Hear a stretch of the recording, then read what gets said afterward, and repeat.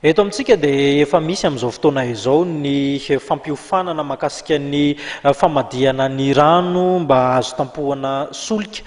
Maro no liana amin'izany. Ho amin'ny Rahampitso moa no isian'izany fampiofanana izany eny amin'ny EPP Ambodin'Isotry eny anomboka amin'ny 7 maraina izany fampiofanana izany. Ity zavatra ity no ampianarina zany.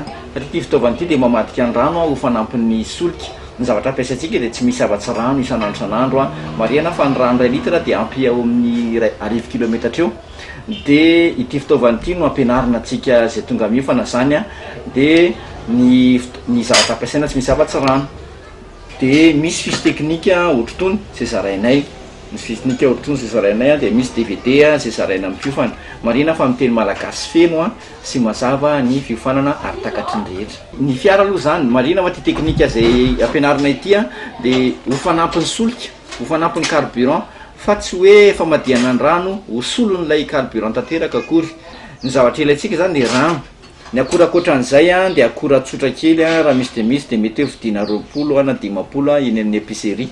Fa ity fitaovana ity no zava-dehibe. Rehefa vitantsika piofana amin'ny lahady zao zany ny manamboatra ohatry ity dia manampy rano fotsiny tsika miampy an'izay akora kely zay dia apetaka amin'ny fiarakodia izy ity. Marihana fa mametraka azy koa tsy sarotra, tsy mila mahay mekanika auto tsika, tsy mikitika moteur akory, mametraka plus sy moins fotsiny dia mivoaka eto ilay gaz. Marihana fa lasa gaz mirehitra ny rano ary tena mirehitra ny rano.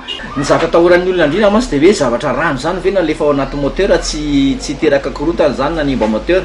Tena sahanay ny milaza zany fa ty zavatra ity dia tsy eto Madagasikara ery akory mampiasa azy, fa ny fampiasana an'ity fitaovana ity dia mampitombo avy 3 eny ny durée de vie amin'ny moteur zany mampadio moteur izy. Reny lazaintsika amin'ny teny malagasy mazatra ny hoe taikalamina sy ny sisy reny dia afaka reny rehefa mampiasa an'ity isika. Mia madio ny moteur antsika, mia matanjaka ny moteur antsika ary mitsitsy solika kokoa.